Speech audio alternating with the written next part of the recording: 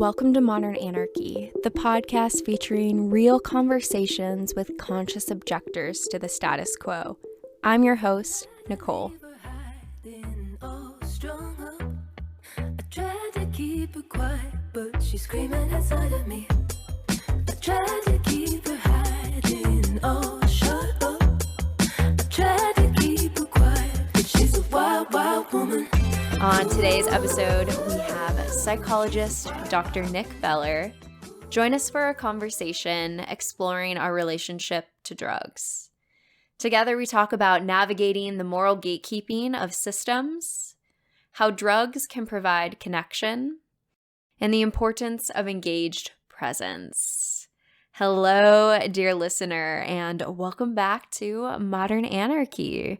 I am so happy that you are tuning in to another episode of the show and to keep joining me on this journey of learning and unlearning and learning again. So welcome back. And dear listener, you know that I have been exploring sex and relationships, both in my research with my dissertation and also in this podcast space. And I've also been doing the clinical training in psychedelic integration work with Sauna Healing Collective. And so much of what I have been learning about drug use is connected to relationships, right?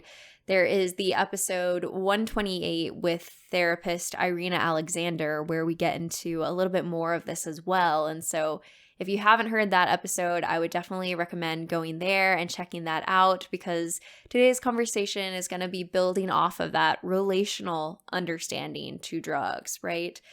Dr. Nick Beller has done a lot of work with addiction or chaotic substance use, and so much of that is about our connection, right? Are we connected to healthy relationships? Are we connected to our community? Are we connected to nature? Are we connected to the products of our labor, right?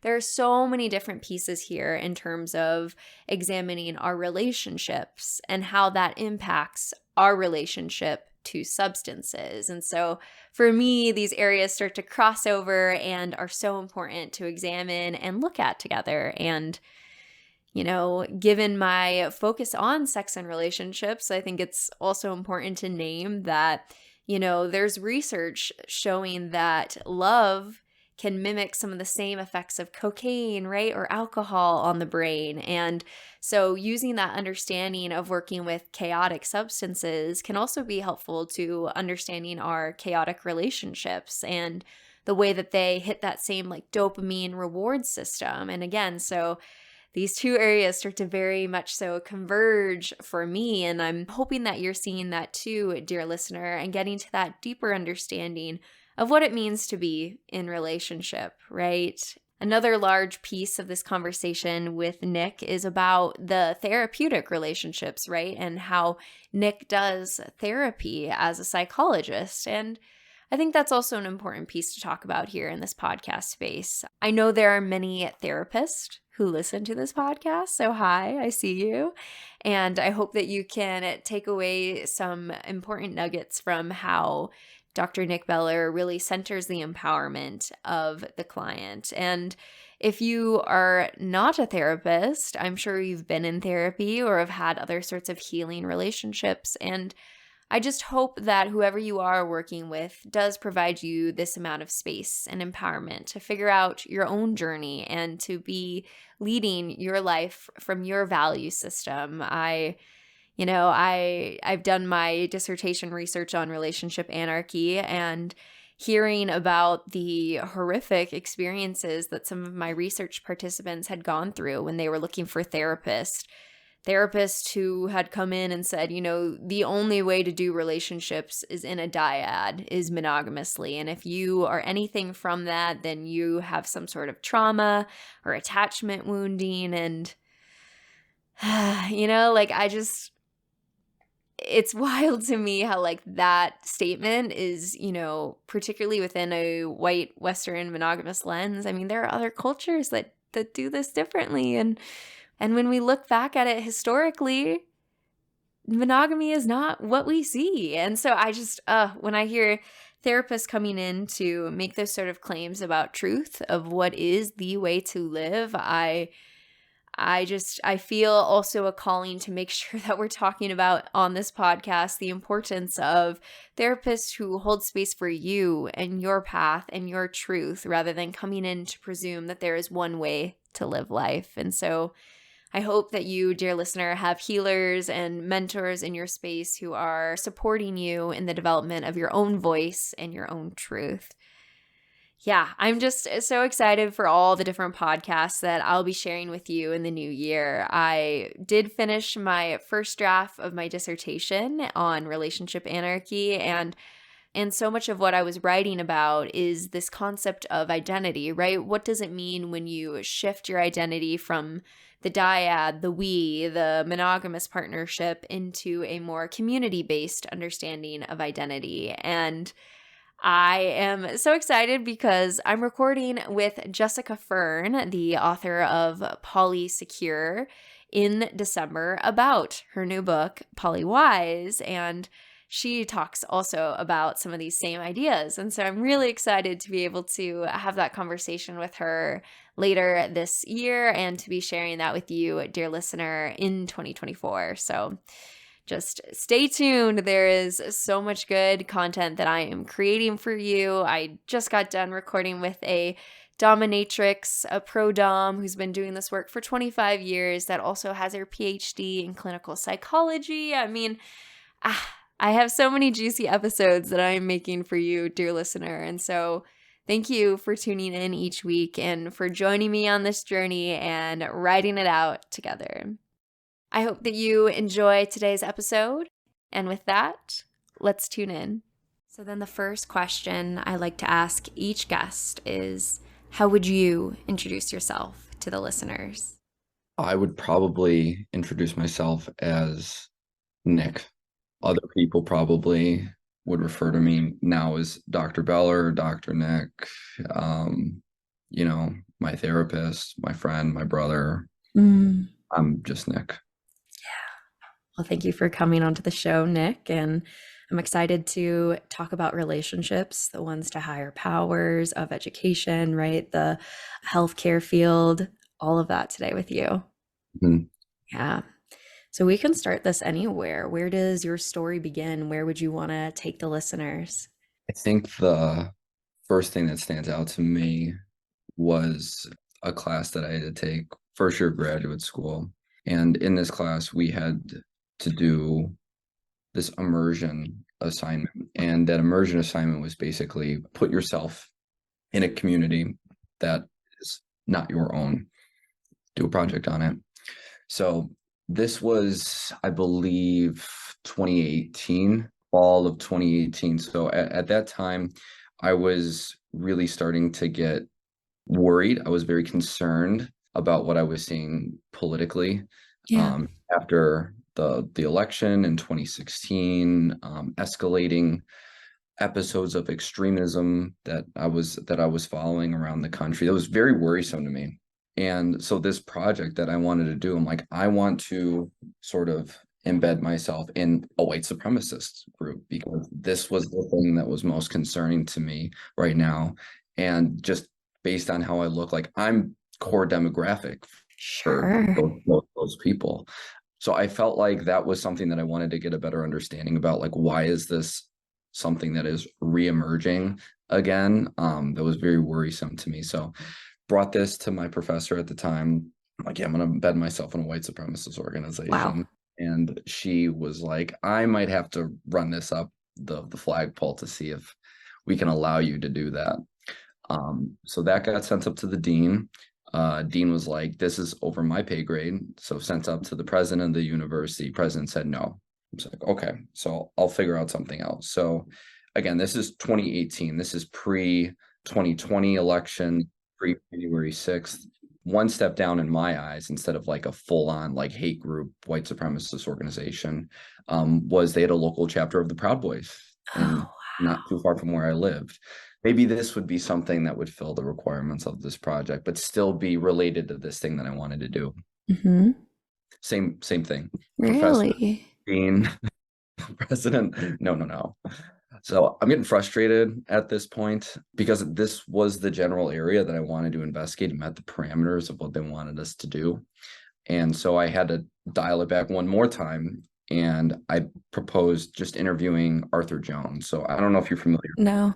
So Arthur Jones is he's run for political office a number of times. He has an office in Lisle, and he is a known Holocaust denier. During the midterms in 2018, I believe he got like 18% of the vote. Very, very concerning. It's 100,000 people were like, yep, that's someone that we want to represent us in Congress. And he's old. He's, I think, in his 70s now, so pretty benign, has like an actual office outside the suburbs of Chicago. So like, what if I just like interview this guy? He likes talking. Right. I don't feel like there's really a threat there. Mm-hmm. And it was the same thing, like, no. So this whole escapade of me trying to do this, I think, unfolded over the course of like 2 or 3 weeks. And it ended up, I want to say it probably foreshadowed some other things that ended up transpiring like during graduate school with hitting these barriers. Yeah. And I think the real big thing about that situation that unfolded for me is when you walk into our school, there's this big mural of Gandhi that says, "Be the change you want to see in the world." But they should probably put an asterisk that says, "Be the change you want to see in the world under these conditions." Yes. So I was very frustrated with that my first year of graduate school. But yeah, that really set the tone for, I feel like, the next thing that I ended up hitting a big barrier on, which was something that I still am very committed about and care deeply about and feel like is kind of where mental health care is eventually going to be integrating more effectively like into treatment, which is like psychedelic assisted psychotherapy. So my dissertation, I investigated the intersection of improved resiliency to global stressors following mystical experiences that had resulted from psychedelics. And several people that I had interacted with, staff, faculty, why are you looking at that? That's not going anywhere. You're wasting your time. Wow. That was kind of disheartening to hear that. But apparently those people don't know me. Say some stuff like that to me, and it's almost like I'm gonna double down on this now and why you're wrong with regards to this, because I have it's not just like a conviction, it's like this is an evidence-based conviction based off of what I've looked at. Mm-hmm. So that, I think, was more an exercise in finding people that were going to be supportive in that process to me and how to work around some of the obstacles being other people, that were gatekeepers, more or less, in the gatekeeping of getting a doctorate, the gatekeeper towards becoming recognized as a professional in the field. There's a lot of that, Yes. And so luckily I found some people, the people on my dissertation committee, my dissertation chair, that were really supportive through that process. But even they were pretty upfront. They're like, you're probably going to meet some resistance on this, Nick. But that was good. I'd rather have someone be honest about it and help me work through that rather than have me try to navigate it on my own, because it's way harder to try to figure it out on your own without having anybody in your corner that actually believes in you, you in something that you have a conviction about. Right. So that was really helpful to have some of those people behind me at the time. And I guess like some of the barriers that came up with that were, I don't want to assume that this was the case, but my chair had told me that she had not had someone that had their IRB approval sent back so many times. And she's like, I feel like it's just the nature of this project, Nick. You're investigating people's illicit drug use and the positive benefits that they've had from that. Oh no. So, but honestly, Nicole, that has come from talking with so many people over the last decade or so, and talking about their experiences with psychedelics, both in like a spiritual or like ceremonial setting or in a recreational setting, and having profound positive impacts on their life. People say that maybe they had some difficult experiences with it, but just fundamentally they would talk about it differently than other drugs. friends that I know that are in recovery from alcohol abuse or opioids or stimulants or anything else. It was just talked about in such a different way that it almost didn't feel like it was a drug per se, in the same way that some of these other substances were. Mm. So just having that on an ongoing basis was very reinforcing, and finding community in the people that were using these and talking about these experiences and trying to process what was happening in the world at the time, and how this was a way to do that that didn't cause their anxiety to spiral Mhm. or have them feel more grounded despite all the chaos that's been going on, particularly for us. The last, I don't know, last 10 years, they've been wild, Mhm. not just for our generation, but like historically, like the amount of things that have transpired have been pretty atypical, you Yeah, know. absolutely huge. And our access to even knowing this information, right, in the last 10 years and is wild as a society to change into. But yeah, thank you for sharing your story and unpacking that here in this space together with all the listeners. I'm thinking it brought up a lot of things for me, even just when I first was thinking about doing my dissertation on non-monogamy. I remember one of my professors literally asked, "Is there enough people to actually do that research on?"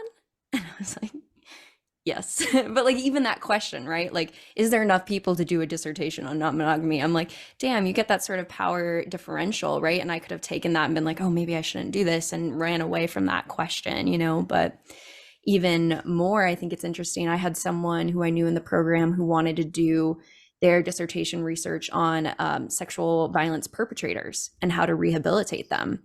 And they couldn't get approval anywhere to do that sort of work. And it's like, we need someone doing that work, right? Like, that is deeply what we need. So it's really frustrating to hear the amount of gatekeeping for these areas that are maybe more what, like you said, potentially dangerous for the student. I don't even know what their reasoning was with the Proud Boys and all the other pieces, because we need someone who can do that work, right?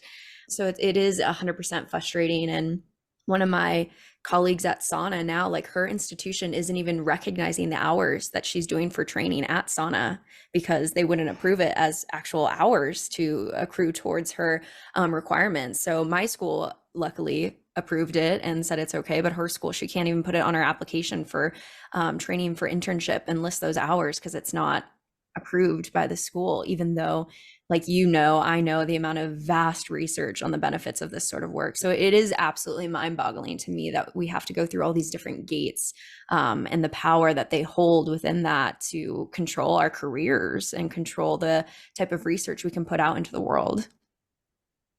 And that sort of attitude, I feel like, is endemic of just like large institutions generally. I'm not going to say for everybody, but I think for a lot of large institutions, it's like trying to steer like an aircraft carrier. It takes so long for it to even change direction a little bit, and it takes so much effort to do so, that I think people that have new ideas, they just stay away from those places because they know that they're going to have their wings clipped or going to be put in a position that prevents them from trying to be innovative and trying to be creative and advancing. I mean, for us, the field of psychology, but this applies to anything. It could be for technology, it could be for other sectors of healthcare, for the arts, it could be anything. Mhm. And that, I think, is really, really a shame that there's not more fostering of that you need to have experience for experience sake, that you can't just, have spaces to try new things, see what works, see what doesn't work, and then pursue that in a more rigorous way moving forward. That's how everything has progressed over history. And I don't have a good answer as to why I think that has increased, particularly over our lifespans as we're emerging professionals in the field. Yeah. But I don't think that, and again, this might be just me just putting ideas out there, but I don't feel like other generations had those same barriers. They were able to enter into things with less restrictions earlier on in their life. And that's what allowed so much innovation to happen, like over the last, 200 years, basically. So I don't know if you have any thoughts on that.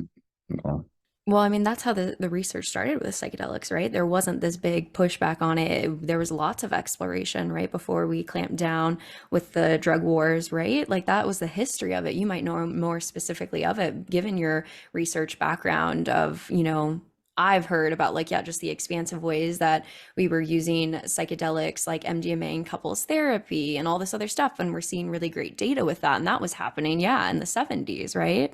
That was before this in the 50s. In the 50s, they were, and then all of that research that was, there was a lot of it, maybe not to the same level of scientific rigor that we have today, but there Sure. was a lot of it. There was a lot of it that was very promising, and it, to me, it almost feels like it's a professionalism issue, it's an ethical issue, and it's almost like a moral issue because there was basically a political incentive that handicapped the field for 50 years.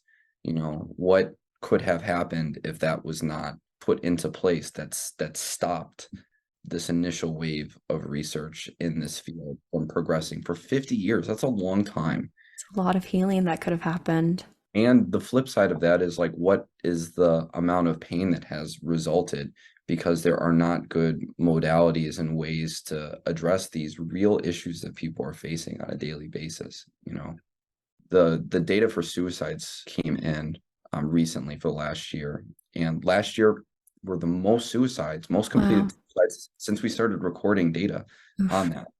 And I even tell people when they look at statistics for mental health related issues that any number that you probably see is probably artificially low because those numbers are what we know. Those numbers are what are reported, those numbers are what are confirmed. So when you have an issue like suicide, or you have things like depression or anxiety or trauma or any of these other issues that, you know, there's an influx of people trying to get real help for. I don't know what the order of magnitude is difference in terms of what the actual number is versus what's reported.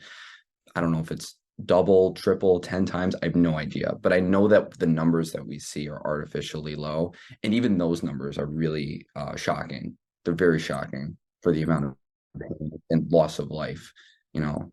So it's, you know, I'm sure you feel the same way about this, but part of what led me to getting into the field in the first place was it's been embarrassing that this field of mental health has settled for mediocrity for so long, and that has been the status quo. And that to me is unacceptable. Like as a provider, to just piddle along in a way where you're not trying to make lives better in a very tangible way by exploring what else is available other than throwing pharmaceutical drugs at people for the rest of their lives. That to me is insane. It really is. And it's what gets me up in the morning.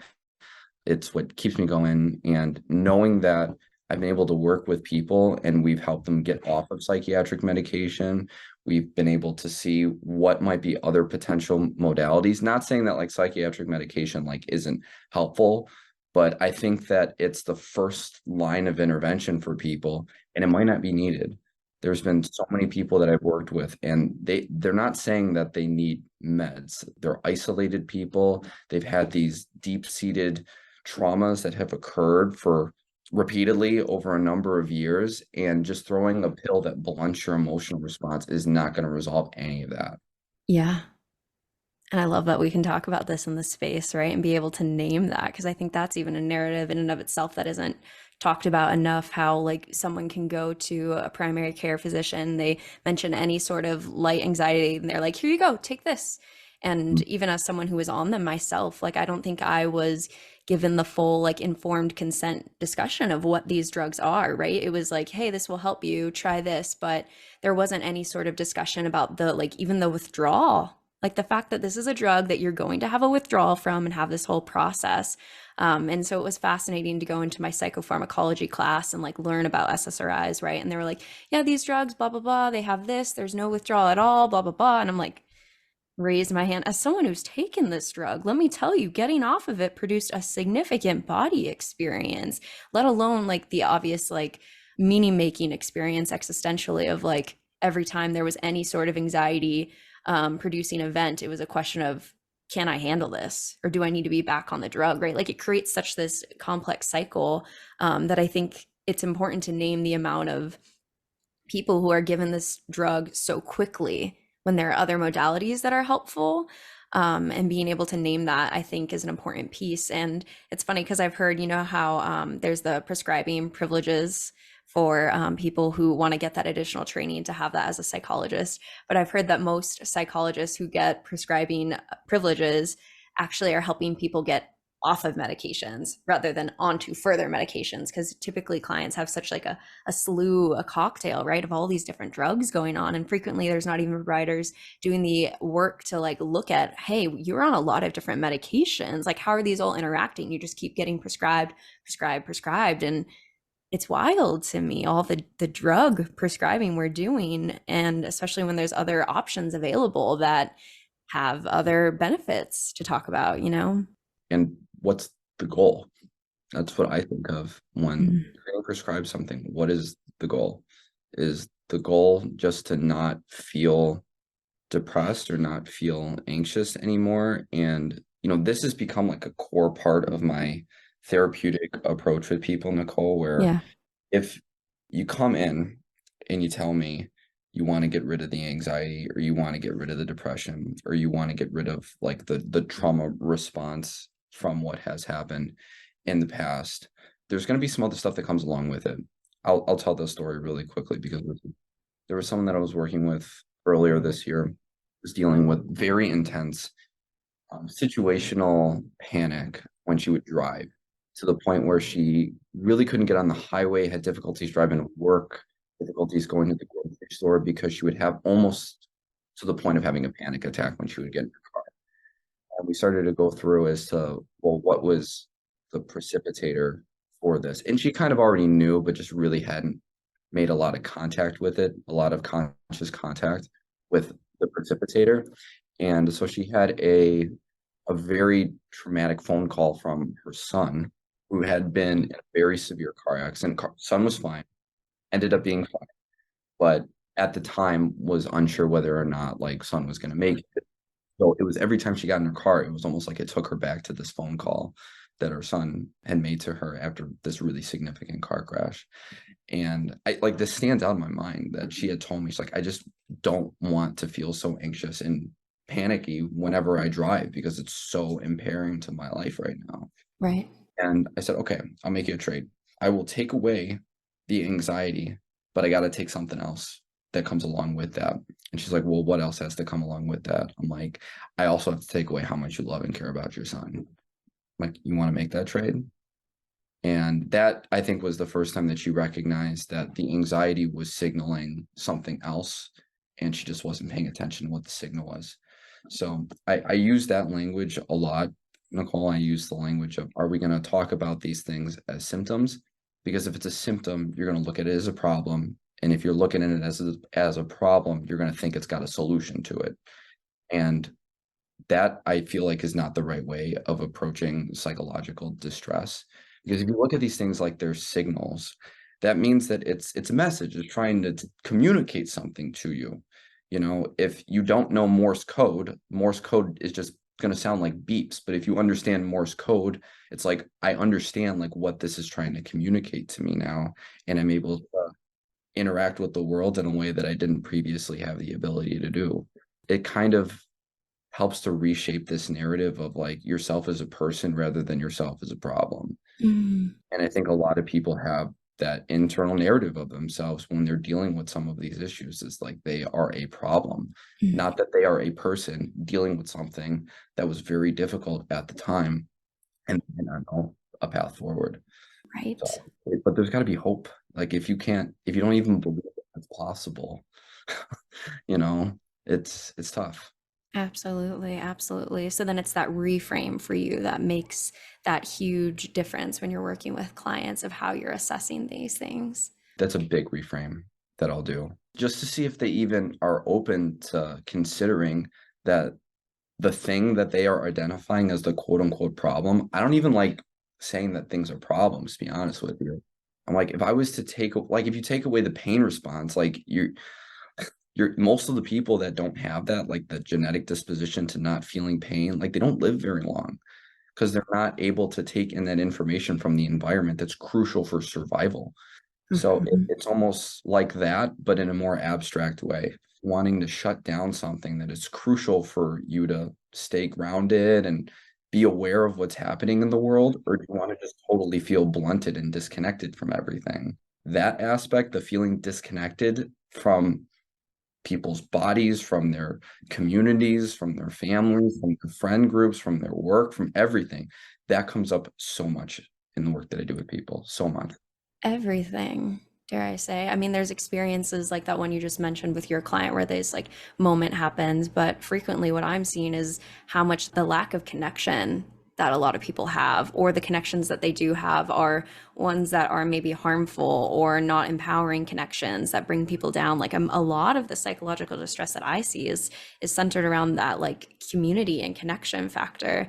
And maybe that's my lens as I work from like a relational cultural theory perspective. So it would try and take away even all of the diagnoses to come back to a question of like, yeah, are they connected to their environment, the people, all those other pieces to look at what is causing the distress rather than placing the blame on the individual as much. Or what is having the biggest impact on their distress right now? You know, for some people, you might be looking in the wrong place to address the issue. I know a question that because I work primarily with people that are struggling with addiction. Mm-hmm. A question that I usually will ask after they've sort of told me, like, these are the substances that are causing issues for me right now. Not that everything is a problem for them. I just want to know which ones are causing problems. And I'll ask, what does it feel like when you drink alcohol? What does it feel like when you shoot heroin? Yeah. What does it feel like when you're smoking meth? And the description and the detail that people put into that answer is probably something that really helps me, because it really gets to the core of what they're looking for. You know, I had someone that told me that when they shot heroin, it felt like being hugged by their mom.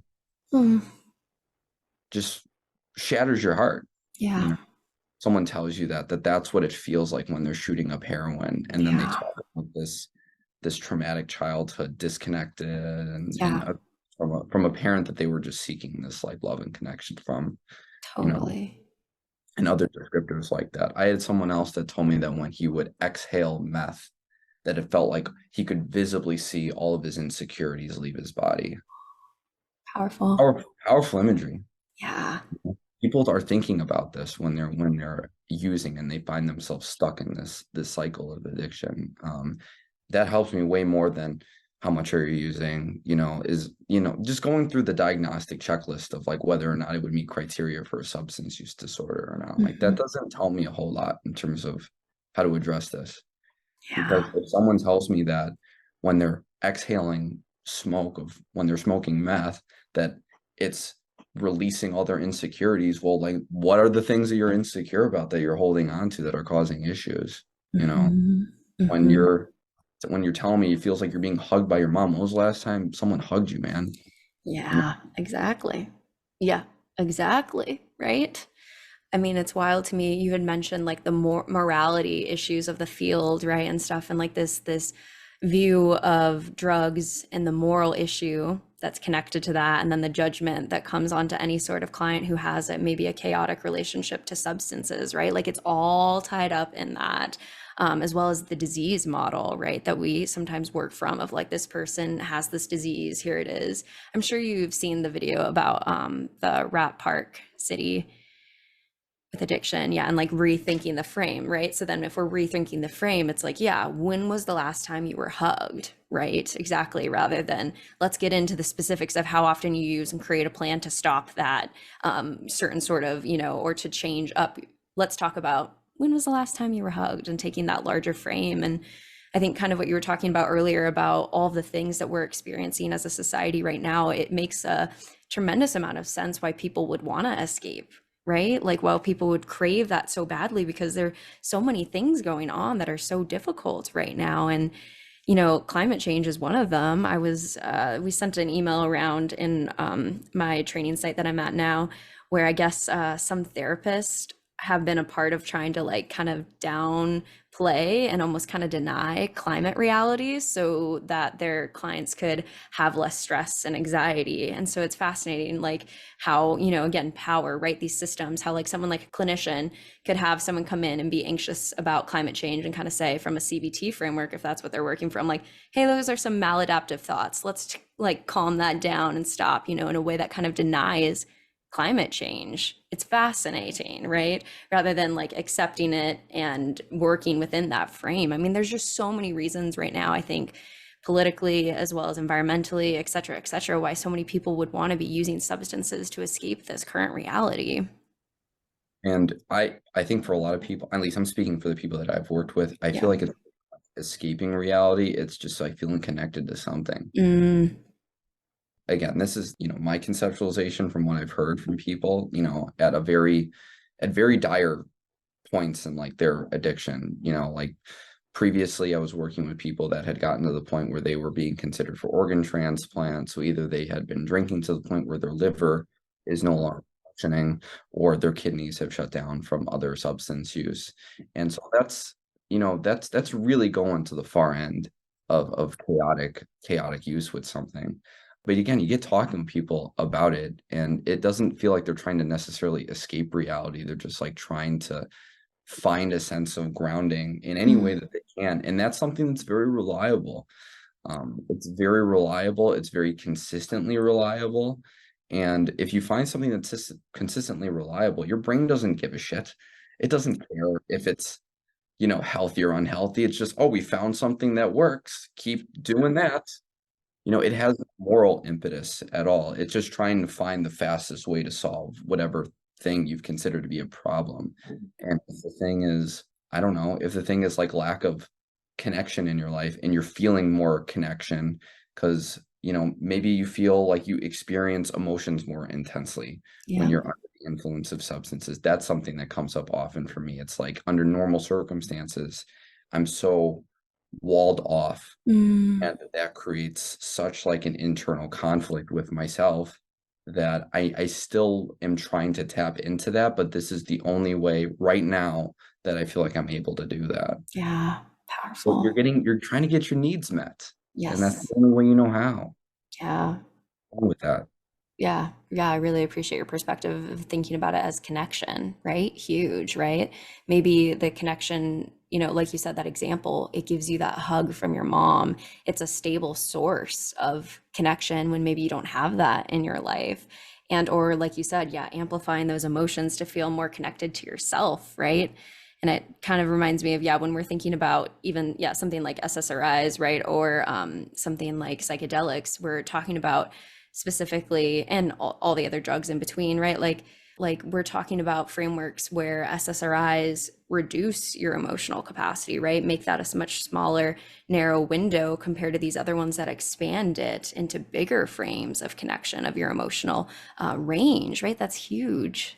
Yeah, I feel like is the focus trying to reduce emotional intensity so you can cognitively process things a little bit more? Because I think that there's definitely value in that. I do a lot of that in my work, but that comes at the detriment of the other side of things. Like, what can we do to amplify, you know, emotional responses to things that previously have been very blunted for a long period of time? And that's not necessarily something that gets emphasized quite as much because you can't really address that in like a standardized way Mm, like you can with like a cognitive processing sure. model. You know, there was, and again, like I feel like this is where the creativity aspect of like what I like to do comes into play. If that is what we're trying to do, if we're trying to do more like emotional processing, we're trying to get more in touch with somatic connection with emotions and physical sensations, trying to reconnect, you know, these different aspects of your existence. We got to figure out like, well, what are things that you like? What are things that you don't like? You know, just how are you living life outside of this office right now? You know, I've had people where they talk to me about music that they like. They tell me Mm, about types of movies and shows and, you know, and like art, all sorts of stuff. And I'm like, okay, so now we have a general framework of things that you like to do. maybe you haven't been doing that for a long period of time. How can we reintegrate that in a way that is also going to be therapeutic in the short term? I've had people where like I will prescribe them. I'm like, you told me that this is like this band that you like. I'm also familiar with this band. I want you to sit in your bed with the lights off and listen to this album like front to back without any other distractions. And then we're gonna talk afterwards. And that stuff is super helpful for people. They're like, I haven't done that in years, Nick. That was like really powerful that I like, how did I get away from like they like all these things start to come up. They're like, how did I get away from this thing Mm. that previously was so foundational in Mm. my life? And you just need an opening. You just need one little opening. And if you can find that opening, it gives people hope. It gives people a sense that there can be meaning in their life, in the sense that like maybe I can figure out like what maybe my purpose is for today. Maybe not for the rest of my life, but at least I can find a purpose for today. And that keeps people going, at least in the short term. A lot of the stuff that I've done is like more crisis management stuff. So if we can keep, my supervisor says, we need to make sure that, your heart is beating and your lungs are breathing. Whatever that is going to be for you, we have to make sure that that's at the forefront right now. And if we can do that over time, then it's not going to become like a daily struggle. We can start to get into some of the deeper stuff that might be related to like resolution of things that have occurred in the past. Sure, so powerful. I love that you use the word prescribe, right? Like, yes, go and sit and listen to that album and tell me what comes up for you. How powerful, right? To be able to help people to connect back to those things that are so meaningful and so pleasurable for them rather than, hey, do this CBT thought log and tell me what came up, right? Like, just think there's a lot more power with connecting to the things that are meaningful, that bring more life and vitality to your life than trying to log out your thoughts in that way. One thing that I usually do at termination, Mhm. Nicole, is I will ask, what were things that were helpful, not helpful about Yeah. this site, like as a whole, like your experience at this site. And then I'll ask the same question about like their work with me, both in like group therapy and individual therapy. And as like time has gone on, the feedback that I've gotten for myself personally has become less specific. And I think that that has, to me, been better. It's been a sign that I'm moving in the right direction because people aren't identifying intervention specifically. They're saying, just you, man, just Mm. you. This has been helpful. This has been therapeutic. Just this. And so like I know what I'm pulling from therapeutically, intervention wise, but it's passing through the prism of me. And if you can't still be a person, it's I don't know why like that's not emphasized more in like healthcare professions where it's like you still have to be a person. They have to look at you like a person. Otherwise, you're only going to be able to get so far with recovery, with, processing of things, with resolution towards like a sense of meaning and purpose. That's always my goal. I'm like, if you walk out of here feeling like there's hope, if you walk out of here at least thinking that there's a possibility of like finding meaning and purpose in your life, then we're on the right path. Huge, huge, absolutely. And yeah, from my theoretical perspective, like the relationship that we form with clients is so key. Like it is the crucial piece. It's about the ways that when clients share pieces about their lives, the point is quite literally to move the therapist and have that reaction where the client feels connected to another and then the therapist responds, right? Like that actual process of deeper connection with the therapist. Obviously, you use all the tools of our training of different things and the modalities and yeah, but right, but like at the core of it is actually that connection. That's the piece that brings therapeutic change. And it's fascinating when you think about it, like as someone who's been in therapy for years myself, like my therapist exists in my psyche. Do you know what I mean? Like it's not like I'm just, moving about going to therapy and coming out. Like I know her in my head where, things will happen. It's like, oh, I'm going to process that in therapy. Or like, what would, Heather, my therapist, say about that, right? Like the ways that we internalize these relationships play such crucial roles, right? And obviously it's not like we're just showing up bringing all of ourselves into the container, right? We're holding that space for them, where we're in a relationship where we're holding it for them. But like the need to be able to bring yourself in that container is so crucial. So I am definitely on that vein with you, rather than this like completely blank tabula rasa, cannot acknowledge, like you should be able to acknowledge the way that you as a therapist are a human in a relationship with a client where both of you internalize that relationship. Like I hold, like you do, like my client's stories up in my head, right? Like I have to, that's part of the work. And so when I'm moving through the world, maybe I see something that reminds me of them, right? Like we're all in relationship, and we try to take this like professional lens to it where that's not happening, but that's quite literally absurd in my opinion. And if you're not acknowledging the ways that the relationship is present, then maybe there's potential harm there because you're not even acknowledging what's happening in that relationship. I think we should all have the awareness of how the relationship is affecting the work. Yeah, I think also to some of my own work that I've done, like outside, I feel like on myself, that I feel like has been really helpful in, I take a very like existentialist Yeah, approach same. to therapy. And maybe a couple of years I was kind of, you're stumbling around, you're trying to figure out the best way Totally. of doing things. And for me personally, I felt like because I came from a hard science background, Same.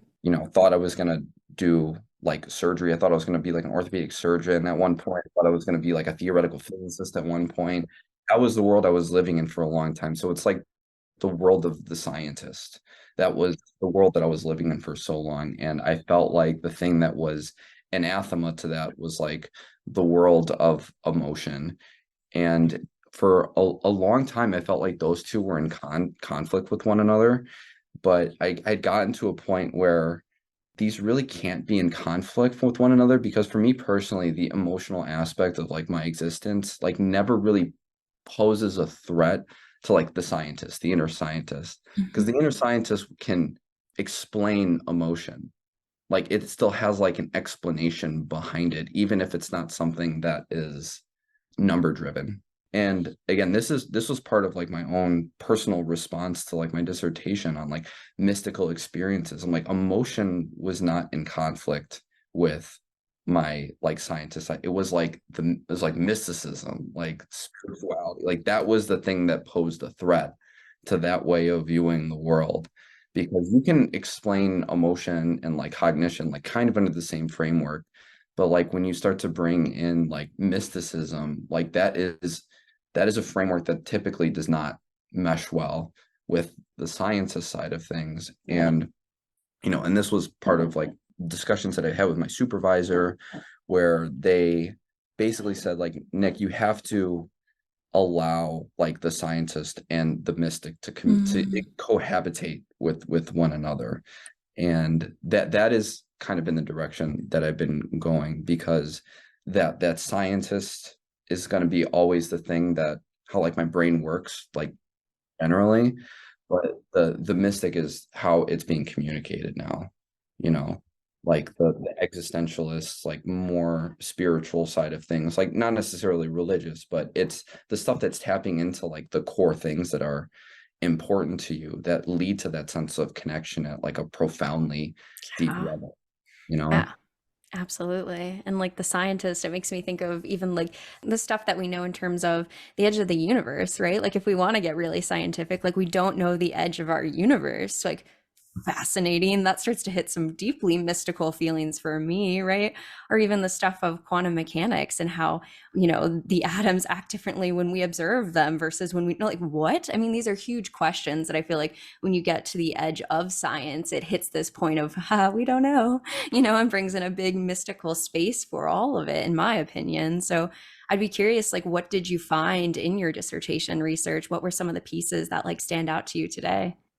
Some of the big things that I think stood out to me was the consistency and the intensity of people's experience related to how that impacted them after it was over, particularly the intensity of, at the time, were negative experiences. They were profoundly difficult, they were profoundly challenging Sure. experiences, but those are the ones that people had indicated were like the most salient for them after the experience had subsided, the acuteness of the experience had subsided. And that I think tracks with literature, that tracks with, religious texts, there's always this narrative of like the journey, right? The There hero's are, journey. yeah, and it's not just the hero's journey. It's like for Muslims, there is the journey to Mecca. For Catholics, people go to the Vatican and to the Holy Land. For some of the stuff that I've investigated are like some holy areas in Asia. So there's like a mountain in Tibet called Mount Kailash, and it's like a holy site in like 7 different religions. And so people from all over Asia go there to travel, experience some profound sense of the divine. And I think there's some aspect of like that travel. I'm going someplace. I'm working through something over a period of time. And you could do that like in external space, or I think people's experiences when they had these like really intense experiences on psychedelics, it's like a traversing of internal space Totally. over a period of time that becomes warped. So, maybe a couple of hours is how much linear time has passed, but it feels like it's been much longer. So again, it's like the breakdown of what reality feels like it is most of the time. And to me, I think that's where the mystical, the spiritual side of processing these experiences like comes into play. Like, what do you do when your general sense of reality starts to break away, but not in a way where like you're actively psychotic? Like, why it's breaking away. How do you interact with that experience? Because the same thing happens in like deeply intense meditative states. It happens when people have like genuine religious experiences. I've talked with people that have like very deep set convictions in their religion, and like they've had similar experiences, just maybe not to the same like visual phenomenon, the same type of sensory phenomenon that are going on, but like in service, people that I've talked to at like music festivals, people like all these different things, I feel like are facilitating something that's similar, but how you get there, you can take a whole bunch of different routes. Totally, totally. And I'll add kink on top of there. I read this book, Play, Pain, and Religion, I think is what it's called. And like the ways that people connect to the mystical experiences when you get into those headspaces, playing with the sensory experiences of kink, right? And how do people frame those into meaning making paradigms? And yeah, I mean, definitely concerts, these huge experiences of bringing people together and the energy. It's always interesting to think about like some of the first churches in the days would bring people together based on the ability to have music that was so loud compared to where we're at now. We're like, yeah, you can have that at a concert, and some people become so detached from that as a spiritual space. But for me, it is like I'm literally in a crowd of all of my people. And I guess maybe I say this also as someone who was raised very, very, very Christian. And I have some friends who were, and we go to a concert and we're like, God, this feels a lot like it did growing up in the church. Like you would feel that movement as then everyone would be singing these hymns, and you'd feel like your body kind of respond in this way. And like to feel that again at concerts in a non-religious framework to me is deeply, deeply spiritual. And in some frameworks, when I think about existential theory, like this might sound extreme, I don't know, but I feel like we all are God to a degree, in the ways that we create meaning, right? Like my whole experience of how I'm taking in this world is creating my own narrative, my own meaning making to the whole thing. And in that, I am a sort of God as much as you or any other human is in this world, of creating our story and having the power up there to shape all of that. Reminds me very much so of like the idea of like a higher power in that, as well as the ideas that the atoms that I'm made of are the same, types of atoms that create this whole room that I'm in, that they create the atoms that make you, right? Like at the end of the day, that like oneness to all of that, paired with our ability to create narratives up in our head of meaning making, to me seems very divine. So I feel like the only thing that I would maybe add to that is I personally don't like using like the God word, but Sure. I think we're hitting on a similar phenomenon where I will say like it's like one aspect of like consciousness that has manifested itself coming into contact with another aspect of consciousness that's also manifested itself in a particular way. And it seems like that is part of the same source, I guess, like that aspect of consciousness and how it is manifesting, from like a human perspective, from an animal perspective, from a plant perspective. Totally. um, you can expand things outwards, where you have a bunch of people collectively. Like, that is a way that a bunch of aspects of consciousness are interacting with one another. That is sort of like how I think about, again, I don't like using the higher power like language personally, but that would be the closest thing that like relates to that for me, when people are talking about this, because again, I've worked in a lot of addiction sites. They're all 12-step based, and Oh, that's yeah.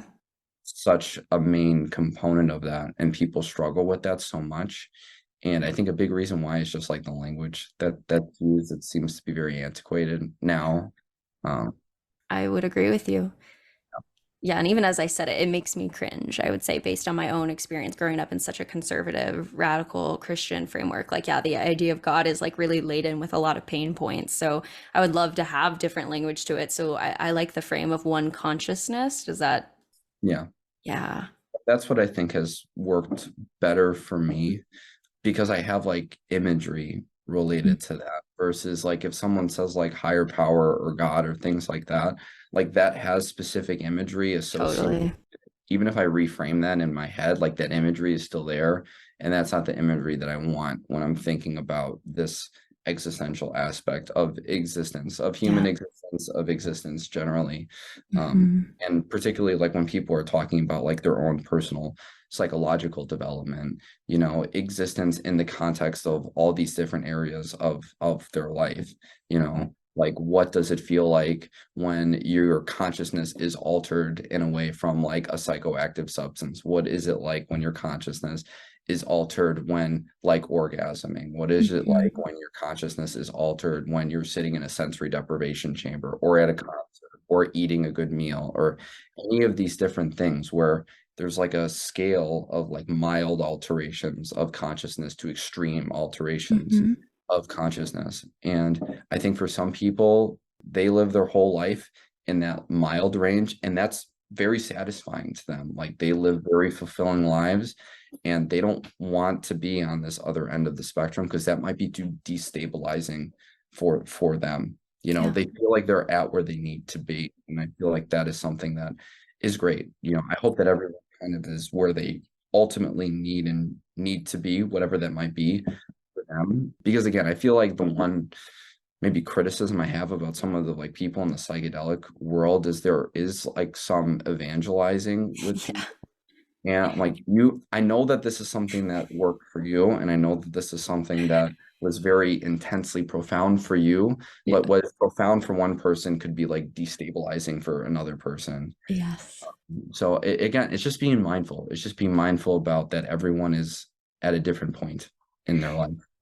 Yeah, and having a beautiful journey that works for them wherever that takes them. For me, I rock climb, and that has been a deeply, I would say, spiritual practice in terms of all the ways that that practice somatically and trust with other people and trust in myself to do these high risk things that could be destabilizing, right, has given me so much for my life and how I view myself and connection to other people and to nature. But I'm not up here saying that everybody has to rock climb. And you know what? Probably most people shouldn't. You know what I mean? Like, it is a risky practice in and of itself. But for me, it's so great. But we can't just come out here being like, everyone needs to rock climb, or you're not hitting the qualities or the boxes for what it means to live a good life. That's scary to me when anyone starts to say there is one way to live a good, pleasurable life, right? And you're right, often in the psychedelic space it is this, we need to put it in the water, right? We need to give everybody this and have that sort of experience, which is not accurate. And you don't need that for that experience. Not Yes. necessarily. Some people, maybe yes, other people, maybe not. Again, there's lots of different ways, I feel like, of having whatever is defined as like a spiritual experience for people, because it's like these touchstone moments in your life. They Yeah. happen. There are intense things that happen that maybe come at the ingestion of something psychoactive, and there's other things that is nothing to do with anything that you put in your body. It's just a relation to what's happening in the world around you. I've had several of those things, like running in the Himalayas. It was, again, like I'm a long distance runner, have been Cool. for a long time, done ultra marathons. I don't recommend people doing that either Yeah, right. thing. But, being there, like by yourself. I live in Minnesota now, and in the winter time, I love running when it's really cold and when everything is snowed and iced over, because no one's outside and everything's frozen, and it feels like you're kind of like the only person in the world, you know? And so it's like spiritual in a different way, you know, than, you know, the ingestion of a substance like in a sacred context, for example. That's gonna be spiritual in a different way. Having like meals with my family now, something that I like pay attention to. I'm there, you Yeah. know, versus not necessarily fully being there. And that's taken practice. Like that, you know, mindfulness has become like a buzzword, and I hate it that so many of these terms have become buzzwords in the Yeah. lexicon now. But I think if you like take some of these things, like if you really take them seriously and you really try to foster a sense of what it is that is being discussed, you know, it really opens up a new way of experiencing the world that, you know, I've had dinner with my family hundreds of times. I've gone for runs hundreds, probably thousands of times. But like your engagement with that thing in the moment does really change like how it is impacting you, like at that moment in time. Presence, right? They don't teach that in grad school, you know, and I feel like that's like the foundational thing to be a good therapist. Well, Nick, that's because the problem's with the client, and we need to diagnose them and Oh. blame them and tell them that it's their fault. Sorry.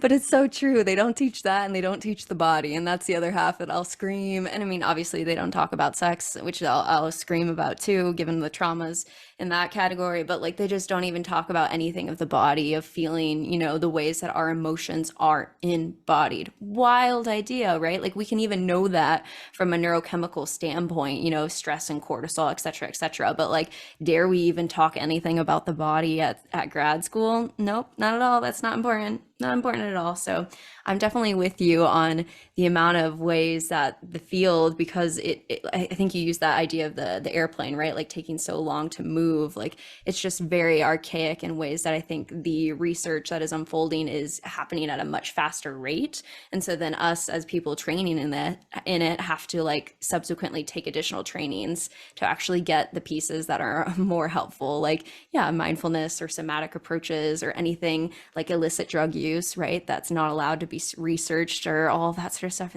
It's wild to me. I think that the presence piece has probably been the biggest thing this past year, because I haven't had classes, I haven't had dissertation. I'm like, this is intentional. Like this is the only thing that I'm focusing on right now, because this is something that feels like it's the most important thing. And, you know, it was something that I talked about with my supervisor, probably more than anything else. And they had communicated back to me. I was asking, like, why is this, like, trying to foster this over time, like engaged presence? Because it's a more abstract thing, you know, like monitoring your focus and monitoring your presence in an interaction with somebody. And what she said kind of stood out to me, and I'm in agreement with her with regards to this, where if you're engaged and you're present to the degree that, you know, we were trying to facilitate, you know, during this past year of clinical work, you are opening yourself up to change as much as the person in front of you is opening themselves up to change. And she's like, Nick, I do not think that a lot of clinicians are willing to be changed by the people that they work with. And I agree with that. I really do. With talking with more people, I think that they figure out a way that it's like, this is kind of what I'm going to do with people. But I don't know if it's fear-based. I don't know if it's just like it's a challenge that people just don't have the energy to take on at the moment. But I very much agree with that, because I feel like I've been profoundly changed by all the people that I've worked with. But that has not always been the case. You know, that has not always been the case. So I feel like because I've been more intentional with being present, with being engaged in a way that I haven't before, that is what comes with the gig. You know, you have to open yourself up to being changed as much as the person that's sitting in front of you is hoping to change in a positive direction. Totally. My clients inspire me. I'm often brought to tears by some of the pieces that they're going through and the work that they're doing and the strength that they have. It's amazing and such an honor that they would trust us to open up about these parts of their lives, right? Like it's so profound. And I think, at least for me, as you were saying that, like it's hard to be present if this is just my thoughts. It's hard to be present when, if a client is speaking, you're going through your head going, okay, does this sound like the DSM criteria for blah, blah, blah, blah, blah diagnosis? Oh my God, what about this? Oh my God, what about this?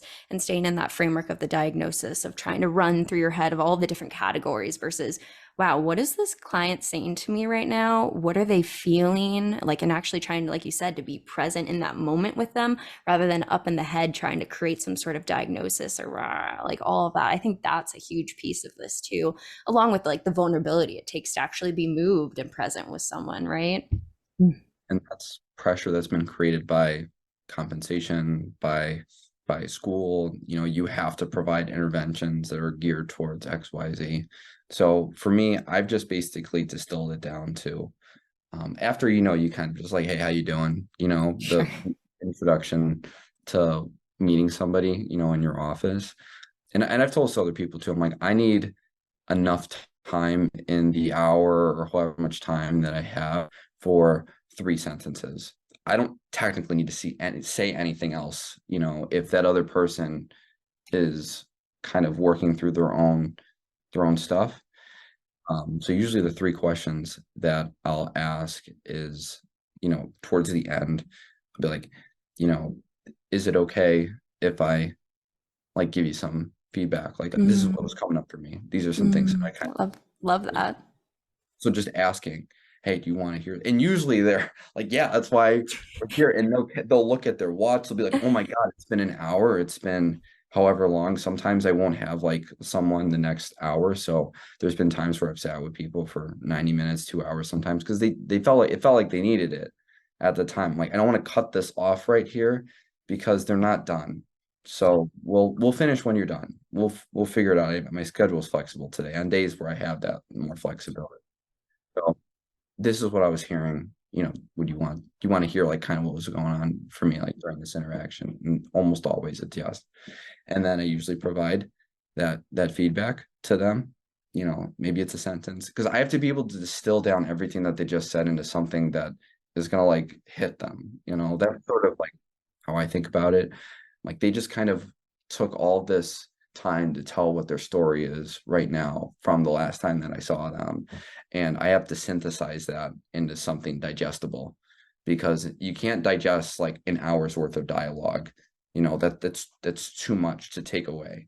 So I'll try to distill it down as much as I can in a way that still feels representative of what they have said. Then usually there might be some like, do you agree with that? Just like, does that kind of sound right? And most of the times it's yes. Sometimes it's not. Most of the times it is. And then the last thing that I'll ask is, what are you walking out of here with today? Yeah. Because I don't want them walking out and not articulating what it is that they felt was the most important thing. Sometimes it's some specific content that they hadn't disclosed before. Maybe it's something intensely emotional that came up for them.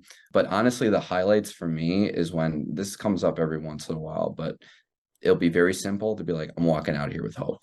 When that is said, I know that I'm like, okay, I feel good about what we just did. So powerful. Your clients are very lucky to have you. Sentences. So everything else is gravy, but if that's the minimum, I need those 3 sentences. Yeah. So good. And even to ask that question of, do you want my feedback, right? I mean, Nick, you and I both know that is radically different than how some clinicians work versus you actually don't see what's going on in your psyche. Let me tell you, it's based on this really deep problem that you've had over here. And if you don't see it, it's because your defenses are coming up, right? Like radically different paradigms of like, hey, I'm a human. Do you want to hear my perspective from my toolkit?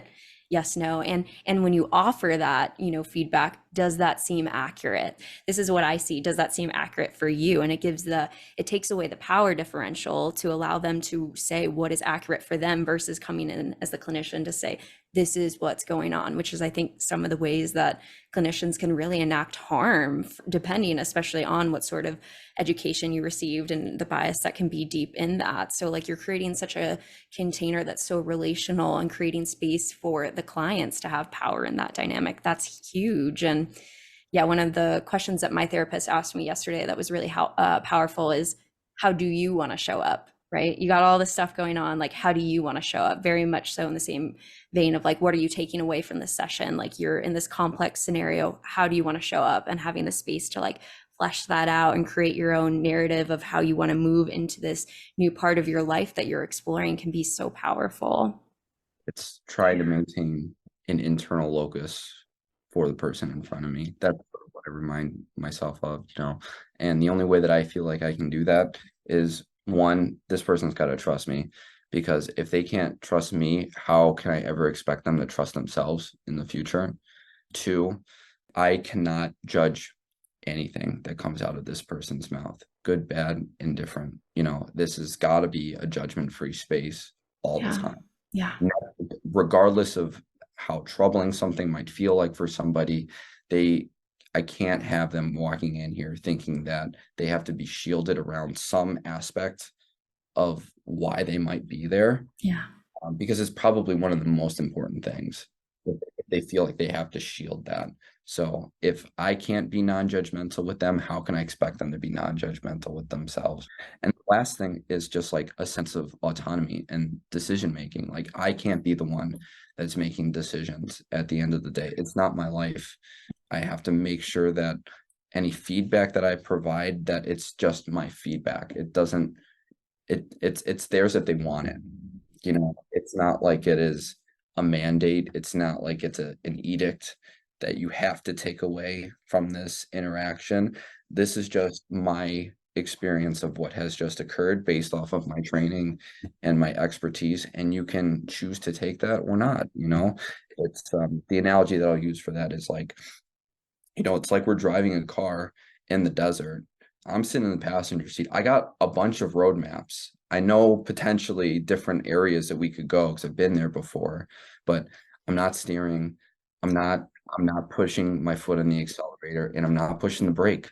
Like, I can just tell you, like, hey, this is a path we can go, and you can choose to steer that way. You can choose to brake, stop. You can choose to accelerate down that pathway, but I'm not doing any of that, because most of the people that I've worked with, and I don't know if this is true just for the addiction population or for all people that are seeking psychological help, is that those three core things seem to be missing for a lot of people. They don't trust themselves. They don't trust their decision-making process, or they feel like their own ability to make decisions has been taken away from them, either from like a relationship they might be in, their work, their family, their religion, their community. They feel like they don't have a say in what it is their life is right now. And they feel like they are imposing a lot of self-judgment that usually is not coming from them. It's usually some other place. When we will do like exercises related to like, I am whatever, or like what are like negative things that people will say about themselves, I usually will say like, who told you that? Absolutely. That's my favorite question. Who told you that? Because I guarantee you it wasn't you. I guarantee you it was probably, maybe it was a boyfriend, a parent, a teacher, the news. I guarantee you it was not you that said that to you. Right. Society. Did society say you're wrong? Did God say you're wrong? Right? Depending on your framework, like all of that. I always ask that question because I don't think that self-judgment comes from our innate self. I think it always comes from some sort of outside factor that is giving us that. And so being able to find that thread and then have that awareness of it and challenge it can be so powerful. But yeah, what you were saying about the, that unconditional positive regard, that lack of judgment, all of that sort of stuff. I mean, I don't know about you, Nick, but it sounds like love. Dare I say that? Dare I say that? Carl Rogers could say unconditional positive regard. You got to give the client unconditional positive regard. And it's like, what if we took a step further to acknowledge that that's love? That's too taboo for the professional space, obviously.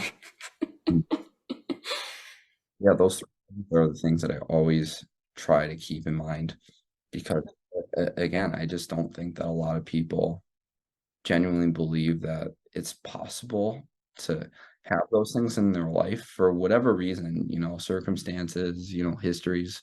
But if I am able to, I feel like successfully facilitate those things. And this isn't a unique thing to me. This is a thing a lot of clinicians do. If you're able to facilitate those things, I think that's what kind of elicits that hope response from people. They didn't know that it was possible that they could like trust somebody else, which means that it might be possible to trust themselves in the future.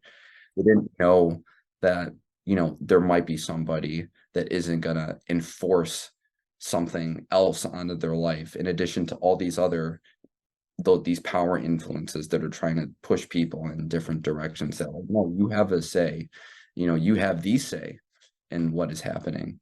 And ultimately that sense of non-judgment, because I mean, this comes up sometimes when people talk to me about sex. I'm sure that you probably hear it way more with some of the work that you do, but I hear it all the time with people's drug use. People are so guarded around that, not necessarily because it's like illegal, but it's because they feel like they're going to be judged by other people. And that has created like this internal self-judgment narrative.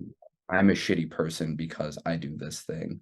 And it's like, no, you're not. This is no bearing on like your morality as a person. And so you got to believe that it's possible to facilitate those qualities, because everything else is going to probably look different. But for me, like when I conceptualize and like work with people, that's foundational. Like everything else, I feel like, some people take it or leave it, but those three things to me feel totally 100% crucial for everybody. Yeah. Yes, 100%, which is why I'm so thankful that we can have this conversation and get to share it with all of the listeners in a public platform, right? Because the reality is not everyone's going to have access to a therapist in this world with our economy and all of that, right? And not everyone is going to have access to a therapist that works in this way even, right? So like being able to have this platform where we can talk about these pieces so that people can start to think about them, what are you taking away from this conversation that we just had, dear listener, right? Like, what are the pieces you want to integrate moving forward from what we talked about, and taking that space to start reflecting on that could be so powerful. And I want to open up space for you too, Nick, if there's anything you want to share with the listeners in the end. Otherwise, I have a closing question I ask every guest, and then we can move towards that as well. The only thing that I would probably say is what I tell everybody when they leave my office is like, what are you taking away from this? Was this just like on in the background, which is fine, but if you were like listening to the conversation in a mindful way, what are you taking away with it? It could just be just like, I got a break from the grind. It could just be something as simple as that. But whatever it is, have something that you're taking away, because that will help you moving forward in whatever you're doing the rest of the day and the rest of the week, rest of the year. So absolutely. Well, with that being said, I'll guide us towards our last question, if that's okay with you. Great. Okay, the question that I ask every guest on the show is, what is one thing that you wish other people knew was more normal? More people are using drugs than you know. Your family members are probably using drugs. Your doctors are probably using drugs. Your lawyers are using drugs. A lot of people that you might not think are using drugs are probably using drugs. So I really don't want people to have this image in their mind of like a drug user as someone that is passed out in, an alleyway with like a dirty needle sticking in their arm. More people than you know are using drugs, and it's not causing problems in their life. Huge. And I'm about to claw my eyes out with this paradigm of like drugs and alcohol. First off, as if alcohol is not a drug. Like at what point do we have to come back with scientific facts and say like it's not appropriate to separate those two categories because alcohol is a drug? And like I will claw my eyes out even further with the fact that caffeine is a drug, right? Like we're just like drugs, coffee, that somehow doesn't fall into this category at all, regardless of the fact that like when we're thinking about anxiety, right, and taking something like coffee, which produces that response in the body. Like that is a huge point of the conversation when we're thinking about our, anxiety in the body and stress. So it's just, I'm literally going to claw my eyes out of this paradigm where we're like, drugs is this almost sort of like separate category that is like factually false compared to the reality of like how many people use drugs of all different calibers in our society. Yeah, I appreciate that clarification, Nicole, because I think, for anyone that's listening to this, when I said drugs, what came to mind for you? Yes. Was it heroin or was it coffee? Yes. Was it meth or was it a beer that's sitting in your fridge? Because that statement that I said still holds true across the spectrum. I was drinking a tea when we were doing this conversation, very mild, but still in a way a psychoactive substance. Yep. So try to rethink what your idea about drugs is, because everybody that is probably consuming some kind of drug. Yeah, so powerful. I think that frame will change the world as we start to see that. Yeah. Well, thank you for coming on to the podcast today and sharing all of your expertise and with the listeners today, Nick. Thank you, Nicole. Yeah. So then where would you want to plug all of your stuff so that people could connect with you and all of your work? Best way to get in contact with me is on my LinkedIn profile. It's Nicholas Beller, PsyD, CADC. Perfect. I'll have that linked below so people can connect with you directly. Thank you. Yep. Yeah.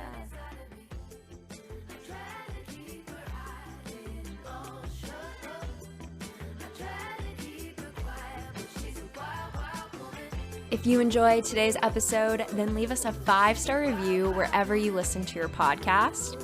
And head on over to modernanarchypodcast.com to get resources and learn more about all the things we talked about on today's episode. I want to thank you for tuning in, and I will see you all next week.